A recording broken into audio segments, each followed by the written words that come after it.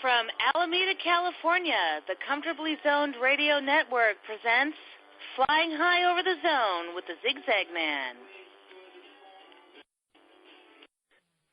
We are back. A's baseball, past, present, and future. My name is Ralph Tycho. I'm flying solo. Alan Blumpkin isn't here, my co-host, but I have a wonderful guest, and I get to congratulate a man who worked so hard for Bill King getting into the Hall of Fame, winning the Ford Frick Award. His former partner and biographer and my friend, Ken Korach, voice of the Oakland A's. How you doing, Ken? I'm doing great, Ralph. How are you? I'm terrific, and I want to congratulate you because your campaign, 2-3 years of campaigning for Bill to win this honor. You wrote a book, a wonderful book. I've had you on the show a couple of times talking about that. And I just want to know of your elation. How has it been? You must be walking on cloud nine at this point.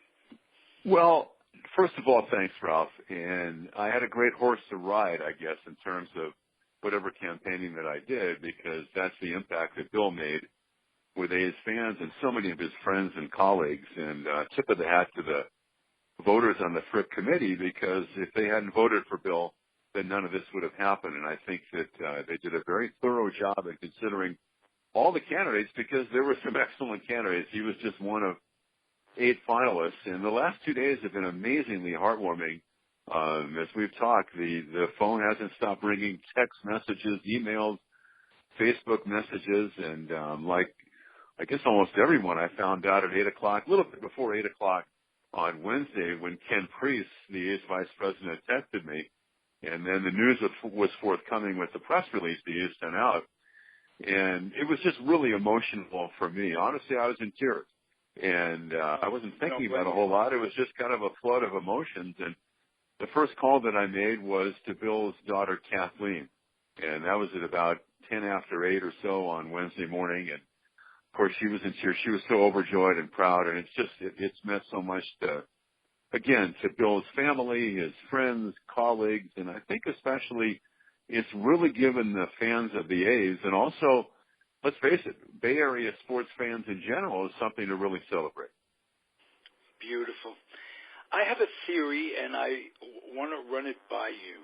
I think that it took so long for Bill King to get into the Hall of Fame, not because he wasn't an excellent baseball announcer. I think it's because baseball was arguably his third best sport, and his greatness as a football and a basketball announcer kind of overshadowed his accomplishments in the baseball booth. Does that make any sense? Well, it does, and it's something that I wrote about in the book at the very end, where we made the case for Bill as a Hall of Famer.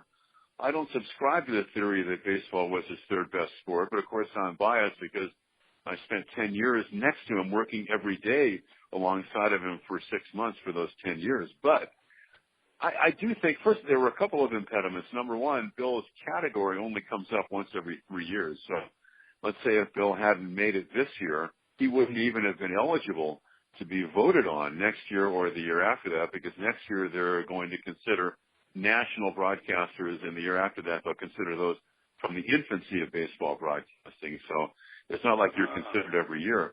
But I do think, and some people that I'm close to, even a couple on the committee, had said that perhaps Bill's brilliance in all 3 sports might have eluded his perception as a baseball announcer, because most of those who have received the Frick Award, not all, including Dick Enberg, one of the most recent inductees, was outstanding in all three sports. But I do think that because Bill didn't focus solely on baseball, it might have hurt his chances. But I tried to make the case, Ralph, in this last go-round with Bill being a finalist again this year. I tried to make the case that I think something that maybe people didn't realize was that Bill's first love was baseball. He fell in love with baseball as a young man back in the 1930s, and it was the sport he enjoyed broadcasting the most. So he really was a baseball person.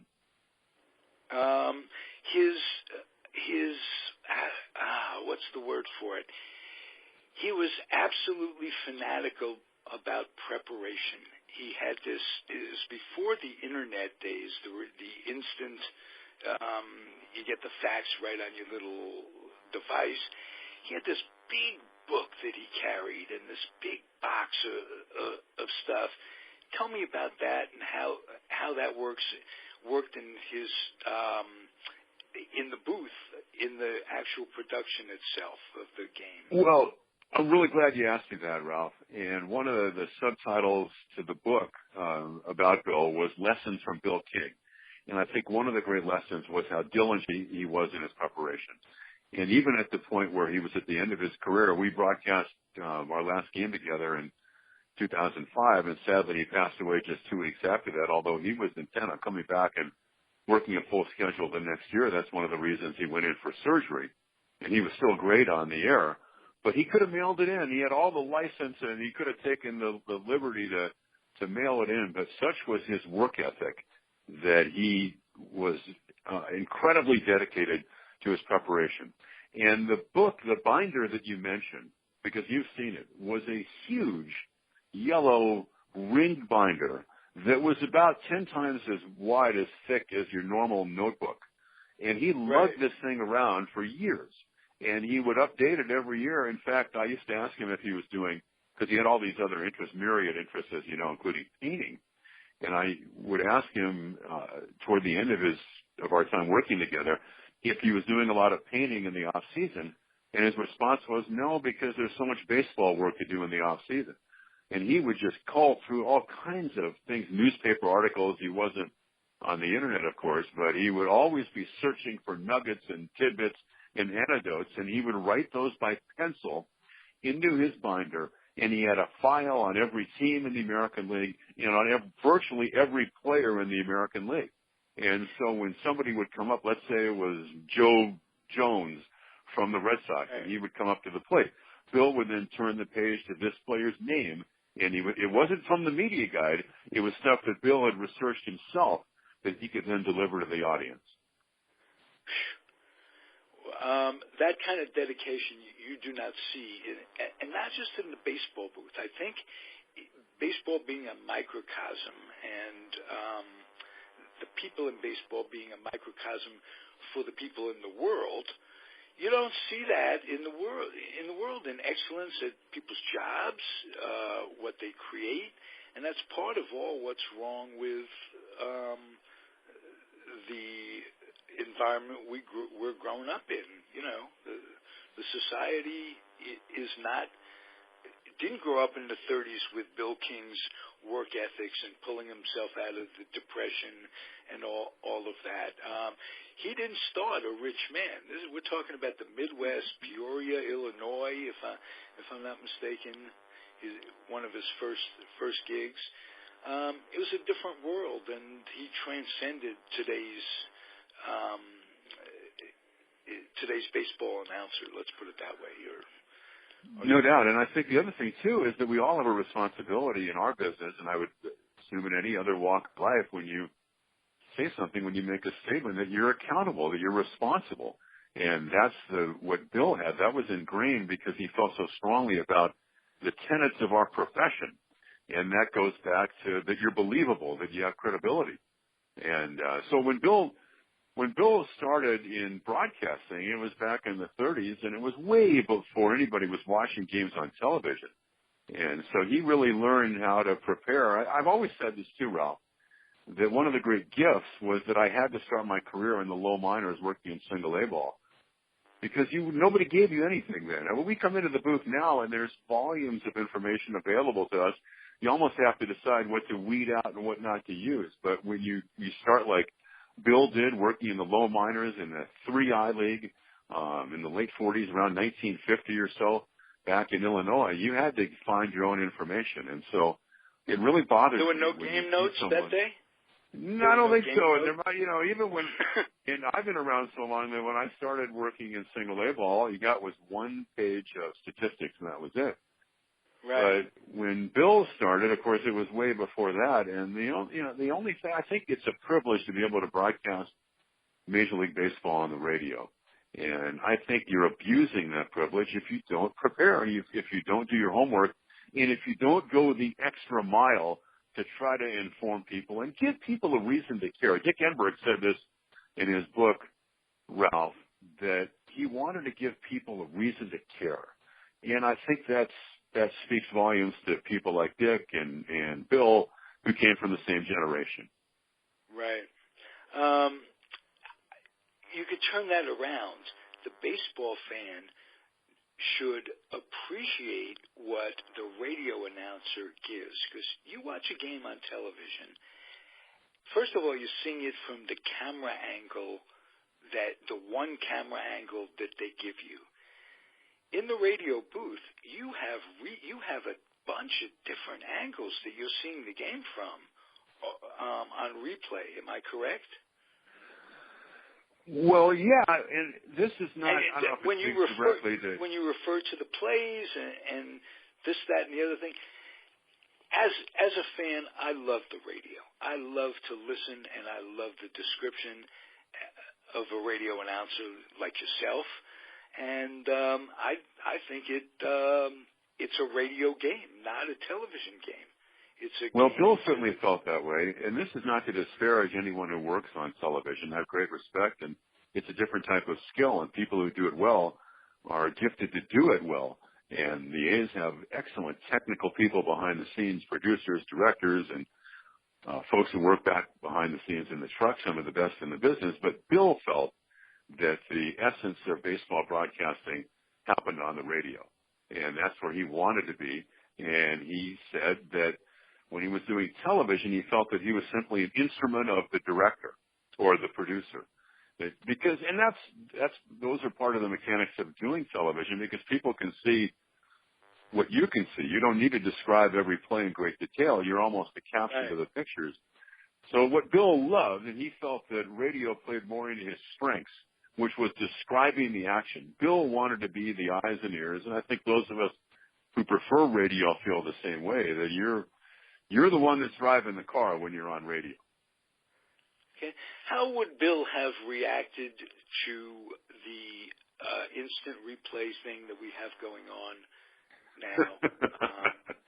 Well, can you imagine? I can just after 2 minutes and 45 seconds of waiting, the tirade, his neck getting red. And what do you see the system improving? Do you see better technology on the way? How do you deal with it yourself? I've grudgingly accepted it. I don't like the intrusion that it creates, because I've found that the pace of the game, and baseball's always talked about length of game, Ralph, and pace of game, and I wish the system could be expedited. I wish that the decisions could be expedited, because I just hate it. You might have a half inning where you have 2 or 3 replays, and you're saying, come on, let's go, because we're watching the replays too, and we can see where clearly it looked like maybe the decision could have been made quicker. I was never a big fan of it to begin with, but I think that ship has sailed, and we're way past that, and there's no bringing it back. I do think that with high-def TV and all the different angles that fans can see at home, they can see plays better than the umpires can see them live in some cases. So it's almost a necessity. I'm not sure you need it for every play that happens on the field. And now they're even talking about a computerized home plate umpire for balls and strikes. I don't know how Bill would have reacted. I think that, anything that struck as authority, anything that would cause Bill to conform in any way, or there were institutions that Bill didn't exactly buy into, that maybe we took for granted. You're Bill, an authority figure, about a man who umpires. was in the game in his short pants. Yeah, well, and you're also talking about someone that during a Warriors basketball game in the 60s in Seattle screamed an X-rated tirade, a barrage at one of the referees, Ed Rush, and that became the legendary story of Mother's Day on that particular evening. Right, and that's in your book as well. Yeah. A fascinating guy, no question about that. As are you. You've bridged some changes. From when you broke into now, what are some of the changes other than this, and I want to get it right, but you know what, if it's not clearly, if you have to go, well, this angle shows this angle shows, then the original call should stand up. If it's clearly wrong, it should be reversed. But if you have to argue about it for 4 minutes and 7 seconds, I think they're defeating the purpose of trying to get it right. And they still miss stuff. There's still stuff that's missed even from replay. Right. I think that my answer might be layered in terms of what's changed because the essence of it has not changed at all. Because we're still broadcasting baseball. It's still me and in this case, our broadcast partner, Vince Cotroneo, Ray Fosse when he's with us, and you're broadcasting a baseball game. And the game is still the same. It's still 60 feet, 6 inches from home plate to pitcher's mound, 90 feet around the bases. And I don't know that what I'm doing now is a whole lot different. Our mutual friend John Trinidad in there is the producer. Yeah, as our studio producer. He's the guru to all the engineers and producers. And a friend of the show. Mike Baird. Yeah. Like yourself. I know you've had him on. Extra special in the world of podcasting, by the way. Absolutely. So really, you're still calling baseball. It's still 90 feet from home plate to first base.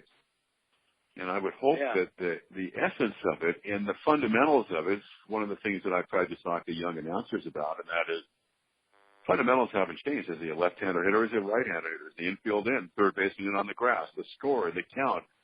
Those things that were important to people when Bill started broadcasting in the minor leagues 65 years ago are so important now. We have more tools, I guess, available to us.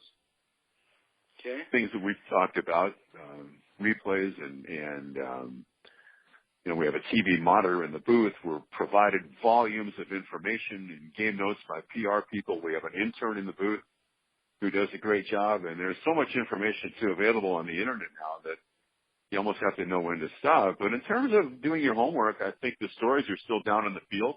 The people you talk to, the contacts you made, those are the best stories, Ralph. So it's one of those where the more things change, the more they stay the same. And knowing when to bring the crowd into it, and knowing when to raise your voice and calm things down, and it's an art. I want to tell you that, and it's so well appreciated. Ken, let's talk about the current A's situation a little bit, good, bad, or indifference. Lou Wolf decided to sell the team, sell his interest. What do you suppose is behind that, and do you think they're coming closer to settling the stadium issue and finally having a long-term home in Oakland with a park that's built for baseball? I certainly hope so, Ralph. And John Fisher has taken over in terms of the role. I'm not sure exactly the official title, but Mr. Wolf was the managing partner, and I believe that would be the official title that John Fisher has now. And Mr. Fisher was part of the ownership group during the time that Lou Wolf owned the team. And Dave Cavell has replaced Mike Crowley as the A's president. I'm encouraged by this, and I do think, and it's been frustrating, and I think it's been a lot to ask of A's fans over all these years to kind of hang with us and with the ball club in the search for the stadium. But I'm more encouraged now than I've ever been. And I think that Dave and John have been working diligently behind the scenes. I know Mike Crowley did before he passed the reins over to Dave Cavell as the president of the club. And so this is the first time that I can really see a light at the end of the tunnel. There are other things that have to be resolved. We don't know what's going to happen with the Raiders, for instance, Ralph. But I would be surprised if there wasn't some kind of announcement. I think it really almost has to happen for the A's fans, something to latch on to, within the next 6 months or so, that the team can really move forward with solid definitive plans on a new stadium. And boy, wouldn't that be a wonderful present to the fans? You have Bill King. This is going to be such a great celebration of Bill receiving the Frick Award and going into the Hall of Fame. And then if you had on top of that an announcement on a new stadium, and with some of the young players the A's have coming up in their system, maybe there'll be a real light at the end of the tunnel as far as the A's are concerned. Ken, wouldn't it be wonderful to see a stadium at Jack London Square in that area that faces the other gem from across the bay? And would that be, I'm not going to use the expression tits up because I have an honored guest, but that would be wonderful. It would be. It would be. So much deserve it. There is a small but solid contingency of folks that come out year after year, and they're as loyal as any major fan base going. And this stadium that they're playing in has depreciated so much, if that's the word. They've got sewage problems. There are sightline problems. It's just horrible, and it's depressing to see the upper deck, the third deck, cordoned off. Let's put it that way. Because this is a major market. This is not a small market. They only have the luxury, if you will, of the luxury tax, not because they're a small market, but because of the stadium that they're playing in. And with the new player agreement, that's not going to change. They're still going to benefit. There was talk of eliminating that for a while, and now that the agreement is made, they're still going to have access to that money. Well, the money, the revenue sharing money will be peeled away, and it will be reduced over time over the next 4 years. You do broach a lot of great subjects, but not an immediate. In other words, this year, but it will gradually diminish. Right. You broach a lot of great immediately, subjects. you would cripple the team. You could absolutely cripple the team. And the ironic thing is, they've been profiting all these years. They come out at the end of it all with a profit. Some question has been brought up. Does the money that they get, isn't it supposed to go back into the system? And sometimes eyebrows were raised that it wasn't being used for that. Did you hear those rumors?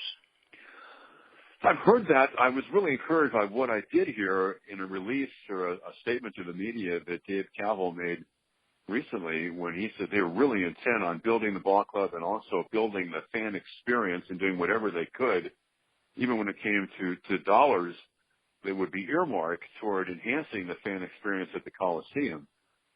The A's have great fans. That's one thing I really wanted to amplify from your point, Ralph.